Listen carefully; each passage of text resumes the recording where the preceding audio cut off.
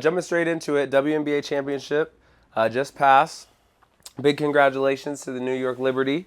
They pulled it off for the first time in history after going 0-5 in previous WNBA championships. They finally got over the hump. So Jonquel Jones, Sabrina Ionescu, Brianna Stewart, and the whole crew, they finally pulled it off. But there was definitely some controversy around the game and the games in general. So a lot of really close games down the stretch. There were times the Liberty were up big, and then the Minnesota Lynx came back and ended up either tying it or taking over, like game 2. And then in game 3, you have the opposite situation where the Lynx are up, and then the Liberty crawl back in, and Sabrina Ionescu hits just an unbelievable game winner. So let's start there in game 3, where Sabrina Ionescu had a really big shot at the end of the game, a very Steph Curry-esque, very Kobe Bryant-esque. A lot of people were commenting on it around the country. So what were your thoughts on the shot? Oh, that was an amazing shot, but also I heard a lot of people saying like, oh, well, it was kind of her coming out party. I'm like, it wasn't her coming out party. She's been a really good player for a long time. I mean, one of the few players that's got her own shoe. Like, I got the shoe. The shoe is pretty sick. And I'm like, this is what she's supposed to be doing. Yeah. So you have a young lady like Sabrina Ionescu who is hitting a big shot in a big moment. So good for branding, right? Like you said, it brings up so many conversations. I was listening to some of the other talk shows, and whether it was the host or some of the guests talking about going around the world and hearing guests have conversations about what shoes they're going to buy. And it's interesting for them and for me to hear as well. There's a lot of young boys now who are going to get that shoe, going to get a women's shoe. What time in history do you remember that ever happening where men are going out actively seeking a woman's shoe? Is there like a time you can remember? No, that's never happened. And also, I don't even remember times when anybody's even making a women's shoe in the first place. So, I mean, when it comes down to it, it's like, if it's popular, if it's comfortable, if it's good to play in, like, people are going to gravitate to it. This is social media age. So whatever's popular, people are going to move to. No doubt. And so you have a situation like that where the shoe's cool. A lot of people like the look of it. They like the feel of it. It reminds them of the Kobe's, coming out. And it just shows like how much of a time right now we see a transition. We see the transition from back when you and I were playing. It was literally Title IX days. Like that was like 2008, 2009, right around there.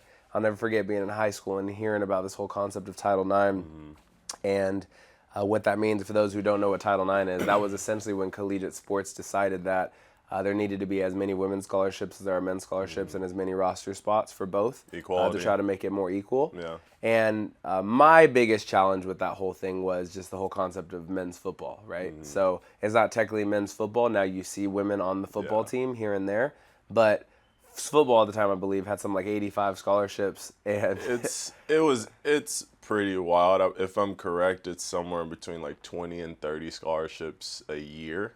So then that obviously cuts down the amount of men's scholarships that you have in other sports. Right, which you and I felt that like in the men's volleyball type situation. 100%. So women's basketball 15 scholarships, women's volleyball 12 scholarships back then, and then men's volleyball having like 4.5. So of course, NCAA is always going to gravitate where the money is. You have the Power 5 sports. There's a reason they're called the Power 5 sports between football, basketball, baseball. I believe it's women's basketball, and then one other sport, maybe soccer, something like that.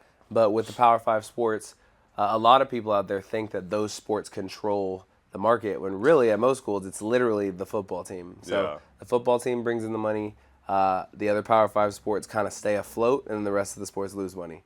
And then that's kind of the cyclical thing that happens. But now things have switched, obviously, with the NIL and everything that's happening there, which we'll get into. But with the WNBA, you have the Sabrina Ionescu shot. It creates waves all around the country. It's a big deal. It puts the New York Liberty in a situation to be able to win. But then game 4, it goes back down to the wire. The Lynx are ahead on their home floor.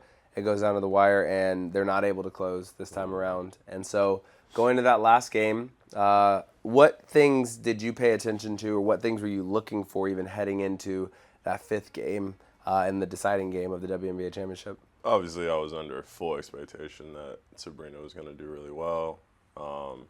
Stewart, and then obviously Jones. She's freaking huge. She just she bully balls people. Literally, for sure. So that's literally just pushing people under the basket and scoring. So I was expecting those 3 to play really well, and then it ended up being a completely different narrative where Stewart and Jones actually played really well, and then Sabrina ended up probably having one of her worst nights. But I mean, it is what it is. You can't play your best every single night. Yeah, for me, I took the lesson, and this is something, that comes up in a lot of the mentality work that I do. But Sabrina Ionescu was not playing well, obviously.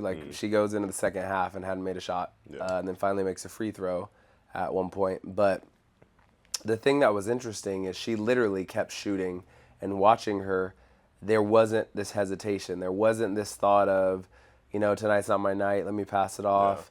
Yeah. And something I explain to young athletes a lot is this whole concept of understanding timing, but also understanding who you want to be. So it was clear to me, and this is where I was really impressed by Sabrina Ionescu, the whole world could watch and see that what was happening to Klay Thompson in that play-in game for the Warriors versus the Kings, where Klay Thompson went 0 of 11 or 0 of 10 or whatever the case. And Klay Thompson kept shooting. Yeah. And they ended up losing, but I remember watching that game and feeling like that's impressive that even though he's not making shots, he's going to continue to shoot because he understands if he stops shooting, that's a message to his team that he's defeated and it's not going to work out. Yeah. And so the only way you have even an opportunity to bring light to your team and make them feel like things are going to go well is to continue to do what you normally do. So there is such thing as pressing and going too hard and going outside of what you normally do. But if you could look at film from when Klay Thompson scores 34 and a quarter in that game, if it looks symmetrical to what you're attempting and what you're trying to get going, for me, it's green light. And I look at Sabrina Ionescu the same. She's had plenty of games where she has 19 to 20 attempts. So for me, it's not improper or incorrect for her to continue to shoot.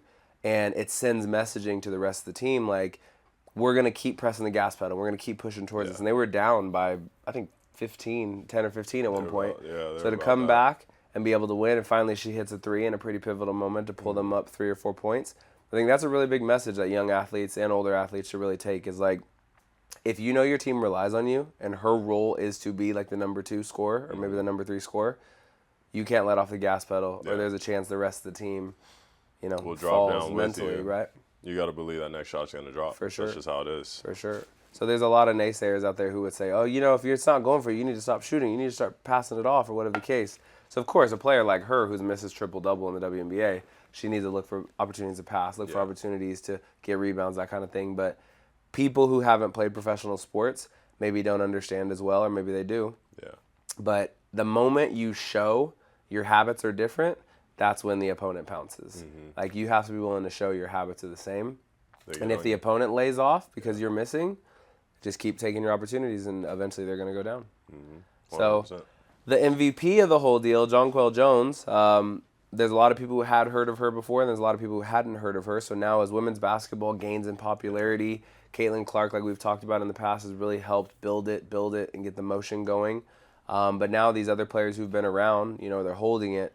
Every time that they turn on a game, there's more and more viewership. They're breaking records of viewership. They're breaking records of attendance.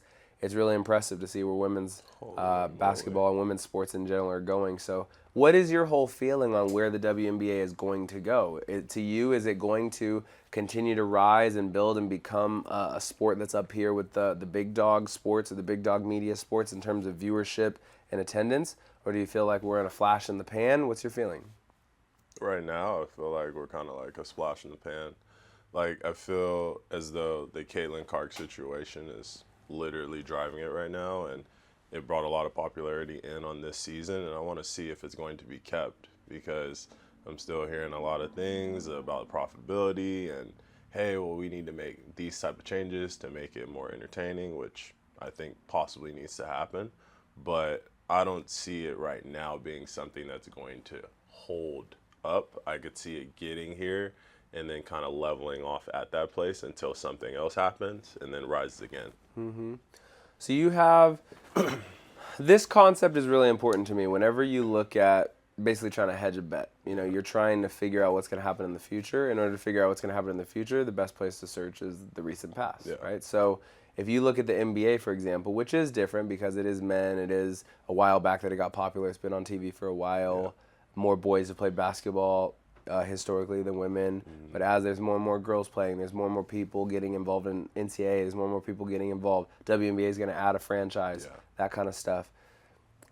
Caitlin Clark needs to be viewed, in my opinion, the same way that Magic and Bird were viewed, or Caitlin Clark and Angel Reese, Caitlin Clark and Juju Watkins, these type of people. need to be viewed the way that Magic and Bird are viewed. Paige Beckers, let me not forget, she's a stud. And the same thing as Michael Jordan. So when Magic and Bird came into the league, the NBA did a great job making a concerted effort to say, we're going to make you two the face of the league, even as rookies. It doesn't matter what's been going on. We've been on tape delay. This has not been going great. We've got great players. Kareem's been here. Wilt's been here. We're going to pull you two up because you have marketability. Yeah. And the NBA saw that, whether it was at the time, the commissioner, whether it was the TV, whether it was David Stern, whether it was whoever, they saw that and they made it a thing. We're going to put you in commercials against each other. We're going to put you on the court against each other. We're going to start making your games primetime. And the WNBA needs to make sure that they're very smart about that same concept. And so you've seen, obviously, Caitlin Clark has gotten the Indiana Fever to be on TV when they were irrelevant last year. Unheard of. And that's great. And she's in the first team All-NBA. She's in the All-Star game, all these things. But everything really has to be pushed that way. So you have to look at the fact, like, Michael Jordan, fresh into the NBA, where did he go in an Olympic year? He went to the Olympics, right? Of course, you got to take. And he goes, and he wins gold. And that helps build the cachet and any misstep you take can kick your progress down the road for a while. So Caitlin Clark has had all this fire and all this buzz, people showing up in the arenas with her jersey on and this kind of thing. And there's no player who's ever had that. There's not one player who's ever had that kind of notoriety. Even Diana Taurasi, who's like probably the most historical in the WNBA, the Maya Moores, the Lisa Leslies, nobody's had this much attention. And so if you're the WNBA, if you really want to be marketable and profitable, like you said, you've got to like fan that flame and like make sure that keeps coming. But once again, there being even that situation of what you were saying about Diana Taurasi and the other really high-level WNBA players, I think there's the other side of where they're trying to actually hold that down because they aren't getting what Caitlin Clark got. Right. And so I think that creates another problem of why it's not going to rise the way that it should, because the really good players aren't getting behind her. They're more of like going against her. Right. And so in the NBA, if you look at a symmetrical situation with like Anthony Edwards type, right? Anthony Edwards took the world by storm last year. He's going to the playoffs. He's dunking on people, wins dunk of the year, wins block of the year, whatever the case.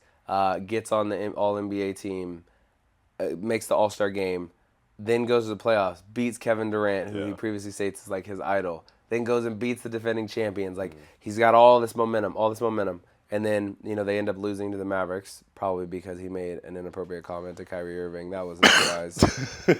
But nonetheless, he has got all this steam, goes into an Olympic year, and wisely, again, the NBA, even he wasn't even a starter in the Olympics, but so much promotion over him. Like, oh, this is what he did in the preseason games. He was the leading scorer. Oh, he's coming first off the bench. We're making highlights for him. We're making video and movies around him. Like, there's this new Starting Five on Netflix, and he's in there with, like, LeBron and Jason Tatum and these other guys.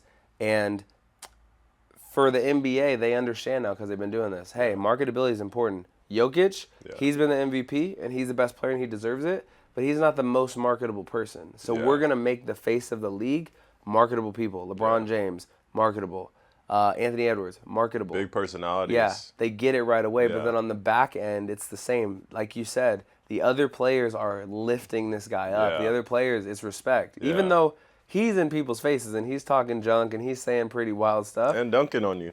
Exactly. But these other players are like, man, that guy's the truth. Yes, he could be the face of the league. Yes, he's on the come. Even his competition, even the Shai Gilgeous-Alexanders, even the Jason Tatums, even the Lucas, the people in that same boat, it's all love. So the women's side, it's not that everybody is this way, but the few, like you said, who are at the top of the food chain, if they want their numbers to come up and they want their notoriety to come up, you got to get behind. You have to lift all the boats. Rising tide lifts all boats. So see this flame that Caitlin Clark has. Hey, we want her in the commercial with us. We want her at the event with us. We want her to be front row. Get her to the game, to the NBA Finals, WNBA Finals. Like, if people would have known she was at the people would have known she was at the WNBA Finals front row, guarantee, like, ticket prices could have probably gone another $200 up. Easily. So that's the thing, is like continue to work on that marketability, because we are in a stage, like you said, it's social media era. Branding, marketing for the professional leagues is very important.